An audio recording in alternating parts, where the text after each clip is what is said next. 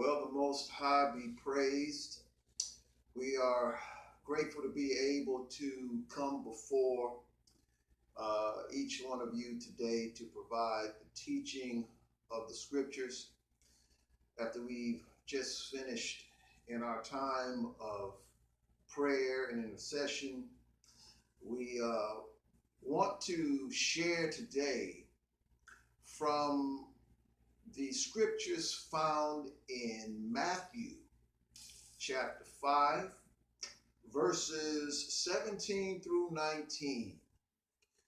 The Almighty impressed upon my heart as I was praying to just share some simple verses on what the king said regarding the Torah.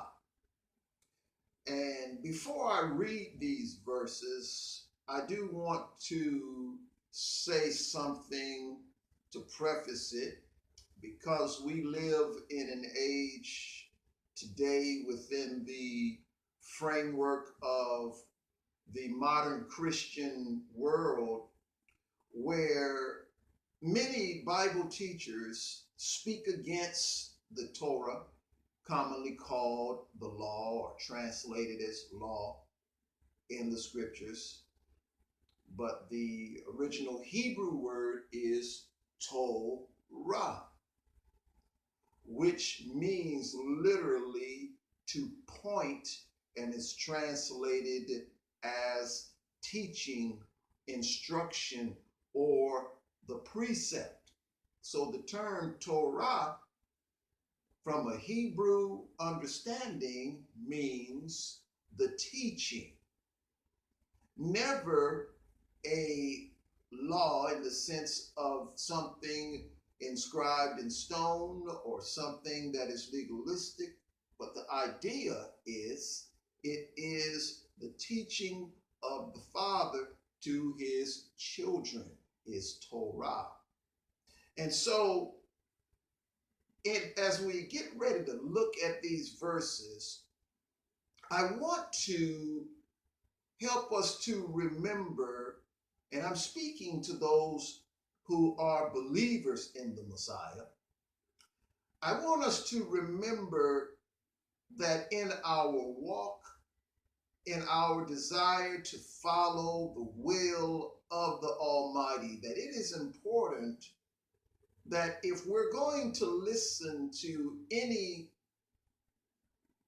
scripture or any word from the Bible as it pertains to the Torah, I believe it is important that we go back and hear the word of our King, the Messiah, Yeshua.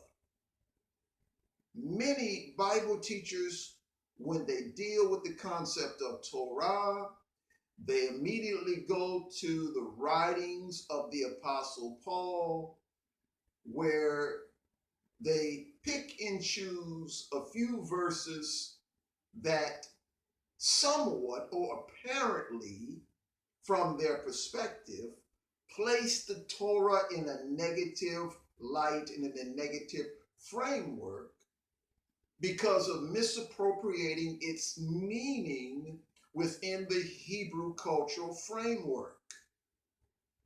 But rarely do they look at the word of the Messiah and take his word first, beginning with what he has said as the foundation, and then moving forward and comparing all of the other teachings or statements related to Torah by the other apostles based upon what the Messiah said. So in saying that, let's go to Matthew 5, 17 through 19. And we want to look at it within the contextual framework of how the Messiah presented it. All right, Matthew 5, 17 through 19. It says, "Do not think that I have come to abolish or destroy the Torah or the prophets. I have not come to abolish, but to fulfill. And that term fulfill there means bring completion to. That's what it literally means from the Greek. For truly I tell you, until heaven and earth pass away, not one letter, and literally it is not the yod. In Greek, it's the jot, but literally it's referring to the yod, which is the smallest letter, and not one stroke of a letter, or the chametz. It was tittle in the King James Version of the Greek, but what that refers to is the part of a Hebrew letter. So not the smallest letter, nor the very part of a letter, notice what it says, will pass from the Torah until all is accomplished. Verse 19. Therefore, the therefore means that based upon all that has been stated now, it says, therefore, whoever breaks one of the least of these commandments and teaches others to do the same will be called least in the kingdom of heaven. But whoever does them and teaches them will be called great in the kingdom of heaven. Now, what's interesting about these passages of scripture is that the Messiah never in any way ever says that the Torah is being eliminated in any fashion. I remember coming up as a young believer years ago, and anytime something would be mentioned related to the commandments in the Hebrew scriptures, in particular those commandments that were identifiable with quote unquote Judaism, which would be keeping the Sabbath or keeping the feast or eating animals that have been designated as being clean, those commandments, I was always told, well, you know, Jesus fulfilled the law, so we don't have to keep those. That was the statement that was made. And I'm sure that those who have heard anything about the Torah probably have heard that type of statement made just as well. Basically to say that when Yeshua said, I've come to fulfill the Torah, that he was basically saying that I've come to fulfill it, and since it's fulfilled, it is no longer necessary. But that is not what the Messiah said at all. So I need to address that particular ideology based upon what the Messiah said. Now, before I get into dealing with what the Messiah said, let me first of all lay the context down, because the context is set where Messiah is teaching to a multitude of people. It is in the early stages of his ministry, and he has just finished praying, and he is set with his disciples and the multitude, and he is teaching by the mountainside. And after he finished giving all of those statements regarding blessed are you if a person persecutes you for my name's sake, great is your reward in heaven, and all of those things, those who know the scriptures are familiar with those statements. That's in the first part of Matthew chapter 5. But now, at this particular point, at the 17th verse, the Messiah wanted to make it clear to his audience of people, because as you know, he is preaching and teaching directly to Israelites who know and have been taught the Torah. That's the source book. That's the scriptures, the Torah and the prophets. And so in listening to Yeshua, Messiah wanted to make it very clear to his audience that he was not in any way doing away with or canceling out the written scriptures.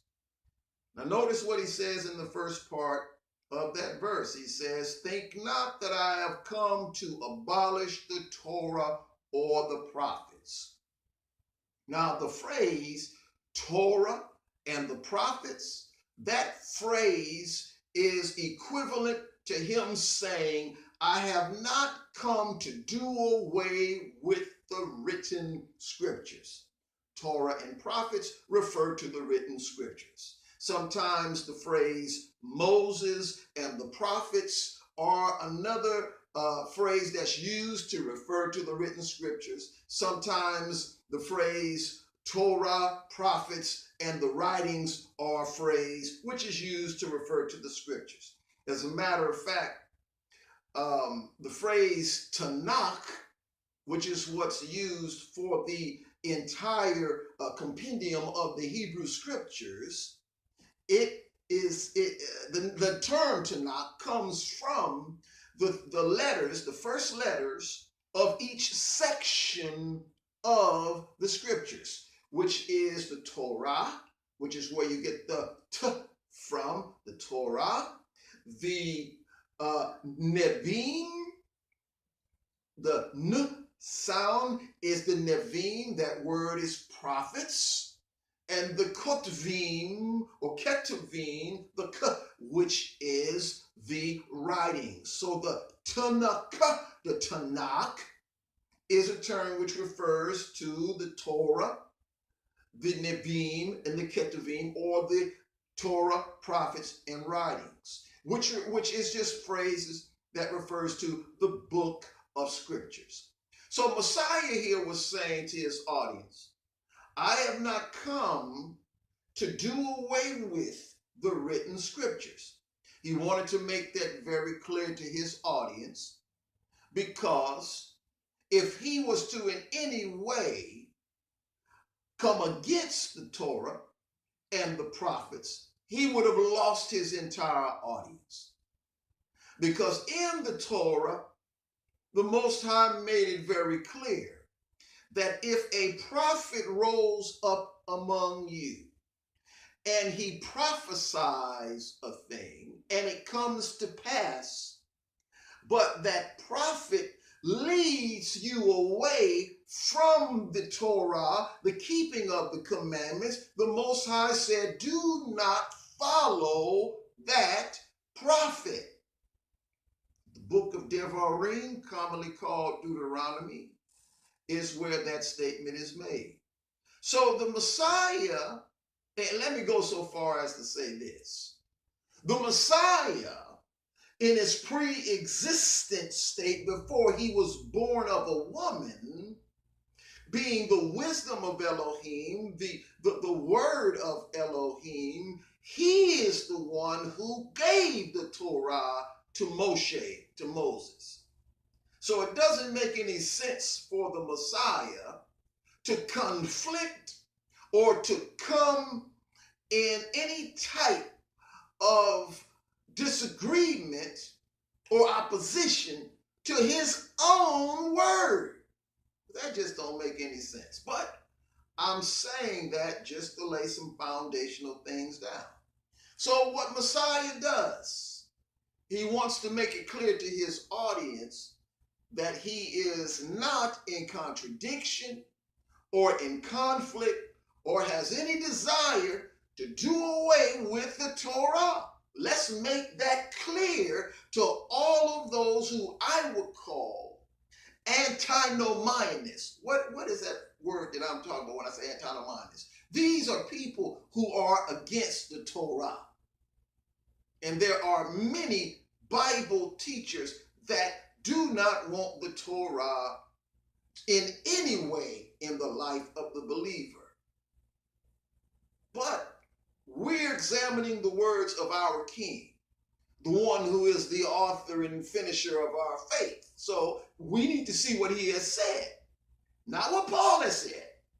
Paul is a Johnny-come-lately, and I'm not trying to do any disrespect to Paul. I'm just saying that if we're going to deal rightly with the Torah, let's go to the source of the Torah. Let's go to the one who is the originator of the Torah, and let's see what he has said about the Torah. That's the thing that I want to do. So the first thing we find out, before he even reveals his messiahship to people, he says, I have not come to do away with it, but rather I've come to bring completion to it. That's what it means by to fulfill. So what the Messiah has done, he has come to bring completion to the written scriptures. Now, how is it that the Messiah brought completion to the written scriptures? Now, that's an easy one to address.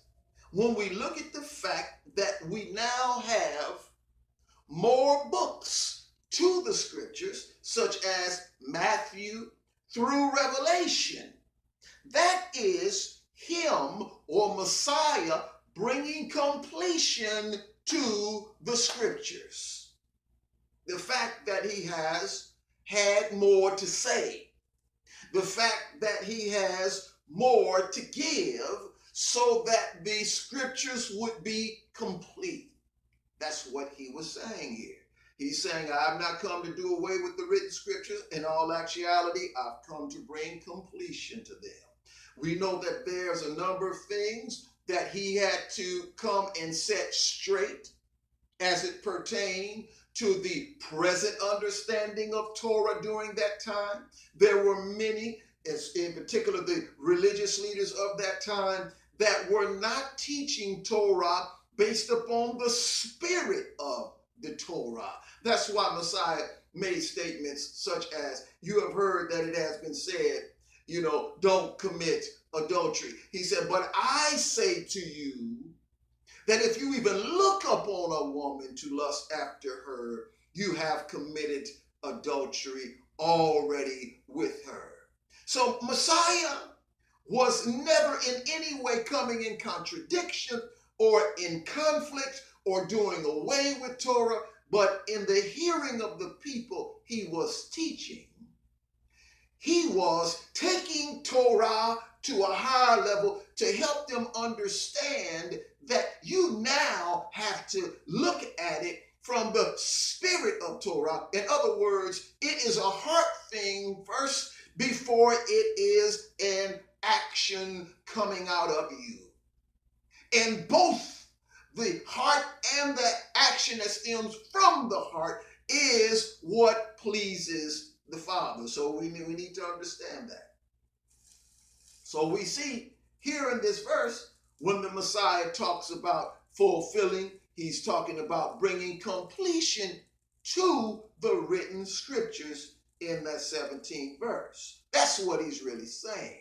Not that he's fulfilled it and it is no more applicable in our lives. Now you see, those who teach that come in conflict with verse 19, and I'm going to get to verse 19. But what I want to look at right now is verse 18.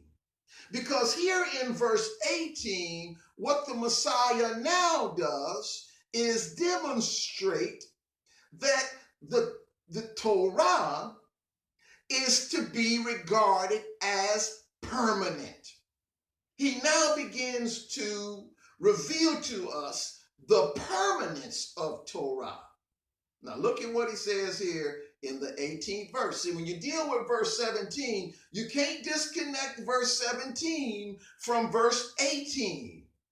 And I need to say it that way because there has been a great deal of teaching throughout the centuries from the Catholic root, and it has been transmitted through the Protestant churches, and they still carry it, where they want to just take one particular verse and then try to highlight from that particular verse a negative aspect of Torah when the Messiah is not saying anything negative at all. But you got to keep it in context here. I'm trying to help us so that we don't get in trouble with the Almighty, because all of those who are teaching the scriptures inaccurately will be judged. So, verse 18, it says, "For truly I tell you," check this out, "until heaven and earth pass away." Now, I'm going to pause right here because heaven and earth has not yet passed away. When the scriptures speak of heaven and earth passing, it's in the book of Revelation, and it is with reference to the time frame when the Messianic kingdom has reached its full developed state. The 1,000 years have been completed, and after that, the scripture says that the heavens and the earth fled away, and then there were new or renewed heavens and a renewed earth. So that has to do with the end of the age. We haven't arrived there yet. So let's keep this in context. Let's keep it in context. We don't want to get in trouble by misleading people because we have other agendas to not keep the word of the Almighty. So in verse 18 it says, "For truly I tell you, until heaven and earth pass away, not the smallest letter," not the yod, the smallest letter. Now here Messiah is getting very particular. For those who are familiar with Hebrew, the yod is a small letter. And at this particular time, the lettering, the Hebraic lettering that was used at this particular time, while they were using both the what we would call Paleo or ancient Hebrew, they were also using an Aramaic script, Aramaic block script. They call it Hebrew, or we call it Hebrew, but really it's an Aramaic block script used by the Babylonians. That's what we see mostly today when we see Hebrew letters. It's a block script, but really it's Aramaic. The ancient Hebrew is a little different, but because they were using it at that particular time, the yod looks like an apostrophe. So therefore, the smallest letter was the yod. And a part of a letter, like crossing of a T or dotting of an I, that kind of a thing. Messiah gets very, very particular now in helping the people to understand that I'm serious about this, that the Torah is permanent. See, heaven and earth is going to pass away first before the smallest letter would even be removed, or the very part of a letter would be removed. So Messiah is getting very particular. He wants his audience to understand. And I want you to remember the context. I want you to remember who he's talking to. He wants them to understand that you cannot do away with Torah or the prophets. I've not come to abolish it. I want to make it very clear. He's saying that heaven and earth will pass away first before anything of the written scriptures are removed. Bam! He's already made it clear that the Torah and the prophets are permanent. They're permanent. So Bible teachers, antinomianists, quit trying to tell people that they are not supposed to keep the commandments. Quit it. You're lying to the people. Quit it. Quit it. But here in this text, our King makes it very clear he says it will not pass away. In verse 17, he said, I've not come to do away with it. First and foremost, I'm not in conflict with it. He wanted to make his audience aware that I'm in agreement with Torah. He said, matter of fact, what I'm going to do is bring completion to this thing. We're going to add some more to it because I got some more to say. And then he says, nothing is going to be removed. Heaven and earth will pass away first. So this thing is permanent. So let's get that in our understanding. Torah is permanent. The words of the prophets are permanent. It's permanent. Let's get that in our heads, y'all. It's permanent. Doesn't matter how popular a Bible teacher is. It doesn't matter how much fame one may have or how influential a person may be. Our King, our Messiah said it is permanent. But now let's go to verse 19. Because here in verse 19, Messiah now presents a challenge in connection to the Torah. All right? Check this out, because all of these verses are in context with each other. Listen to what it says. In verse 19, it says, therefore. Anytime you use a therefore, you're now about to make a statement based upon other foundational statements. So based upon verses 17 and 18, based upon those particularities, that the Messiah made it very clear that he is not doing away with Torah and the prophets or the written scriptures, that they will be completed through what he will have to say. Also, that it is not going to pass away, that it is permanent. Therefore, whoever breaks one of the least of these commandments, oh boy, now let's check this out. Messiah goes on to say, whosoever breaks one of the least of these commandments and teaches, check it out now, and teaches others to do the same, will be called least in the kingdom of heaven. Now let me elaborate on this here, because Messiah already knew what was going to happen in the future, in the midst of his people. He already knew that there were going to be antinomianists, those who were against the keeping of all of the scriptures. He already knew that there would be those who would come up and who would say that it doesn't take following all those commandments. That stuff is just for the Jewish people only. It's not for the Gentile church. And mind you, in the first century, there was no concept of there being a Gentile church. Everything has always been the house of Israel and the nations grafted into the house of Israel. Now, here, Messiah already knew that there would be many who would teach things such as it is not necessary to keep all of the commandments. He knew that already. And so in the grace, in the mercy and kindness of Messiah, this is what he says.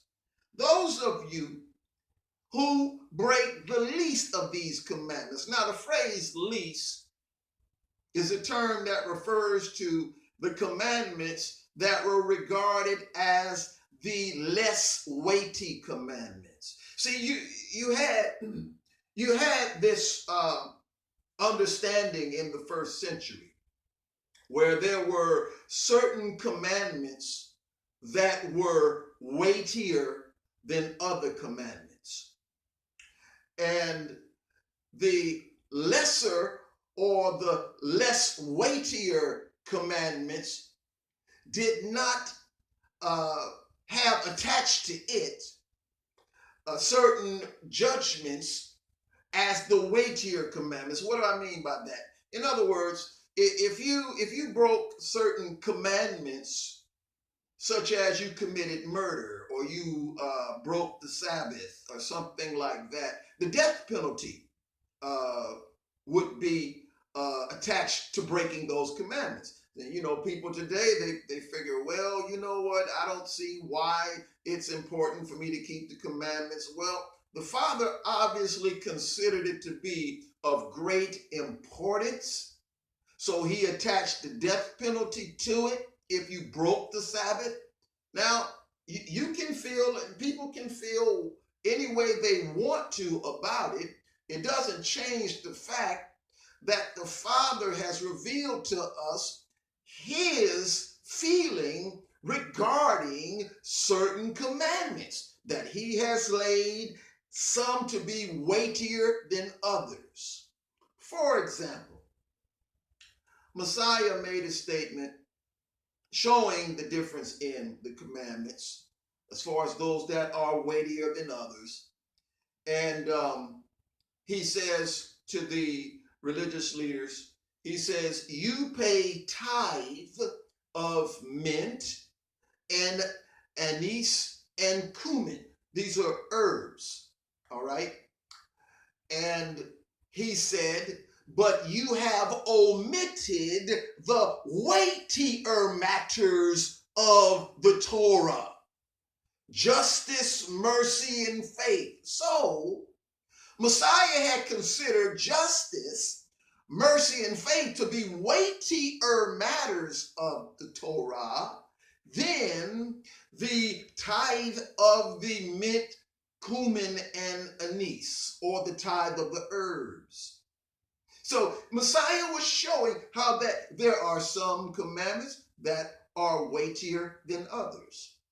But when Messiah made that statement, he said, these things you ought to have done.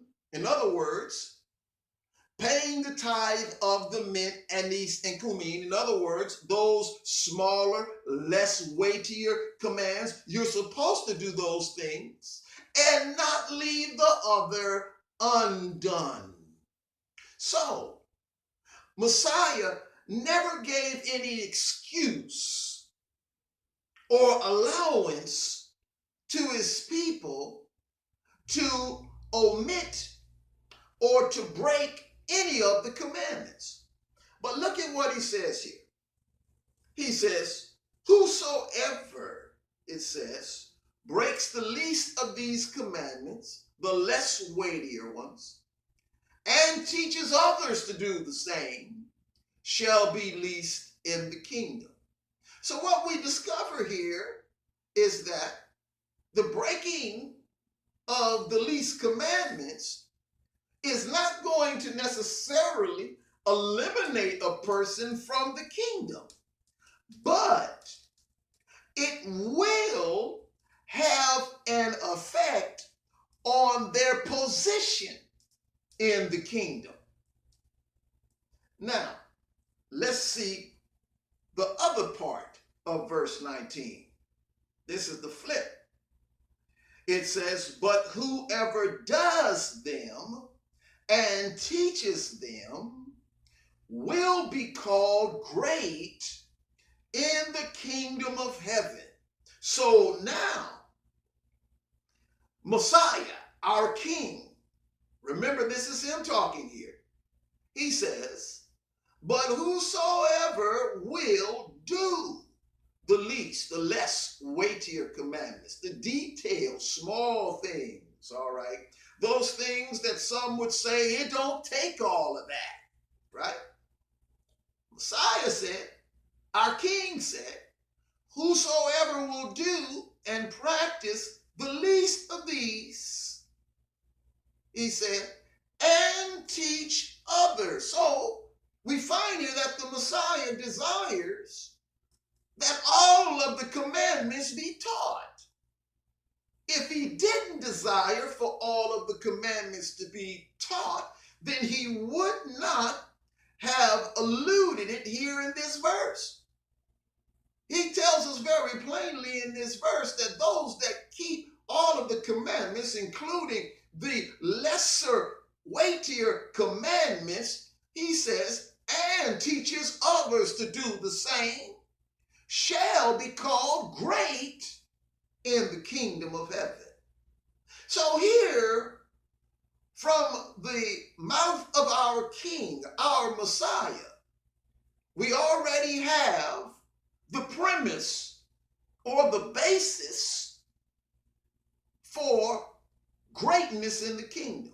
In other words, when we enter into the kingdom age, and he gets ready to place us in our particular positions of authority, those who will be great in the kingdom will be those who have done the second part of verse 19.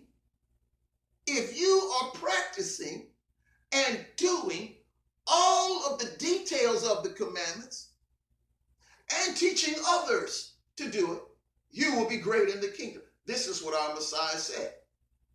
Now, I know that someone is probably thinking, well, isn't there a passage in the Bible that says we can't fulfill it, we can't do it all, right? And much of the time, when individuals bring up these verses to try to cancel out the word that the Messiah has stated, it's because they are not looking at the statement that the writer or the apostle has made in context.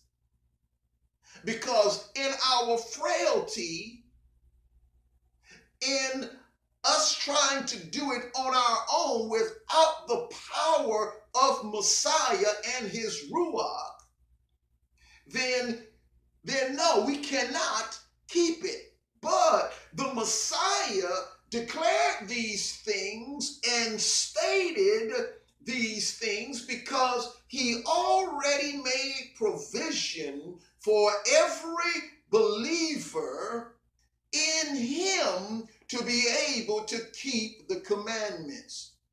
See, what we need to understand is that the Most High is not going to ever tell us to do anything that he has not given us the ability to do.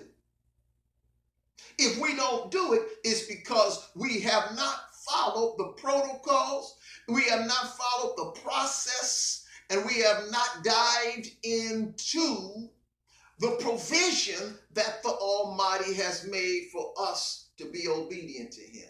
He gave us his spirit according to the word of the prophet Ezekiel so that we might keep his commandments and statutes and judgments. The Messiah, he said that without me, you can't do anything. So that means we've got to have him. And he knows that. The Most High already knew our frailty and he knew our weakness. But despite our frailty and our weakness, it does not in any way take away from the responsibility that he has placed upon us and his expectation for us to live obediently as his children. That responsibility is there because he has made the provision through us being hid in the Messiah and us having his spirit. He's already made the provision for us to be able to do it. That's why Messiah makes these statements. And he tells us those who do it will be great. The bottom line is, we who are the people of the Most High, we really need to quit making excuses for our unwillingness to submit to the sovereignty of Messiah. That's basically what it boils down to. I've come to realize that as a human being, we can do anything we want to do, and we can live any way we want to live. And it's all based upon what we love. And I come to realize that, when a person has a passion for something, they make adjustments, they make sacrifices, they give up things so that they might be able to obtain what they desire. Whether it's a goal, academic goal, whether it's wealth, whether it's fame or notoriety, whether it's a relationship, if it's in many cases, especially if it comes to a man wanting a woman or a woman wanting a man, you know, they will sacrifice and they will change and modify their behaviors so that they might have that other person.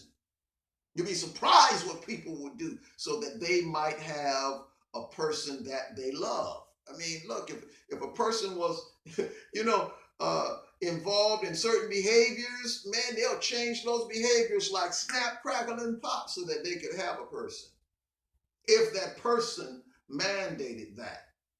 So I've come to realize that we human beings, we have the ability to do whatever we want to do. So we need to quit making excuses about keeping the commandments of the Most High. We need to quit.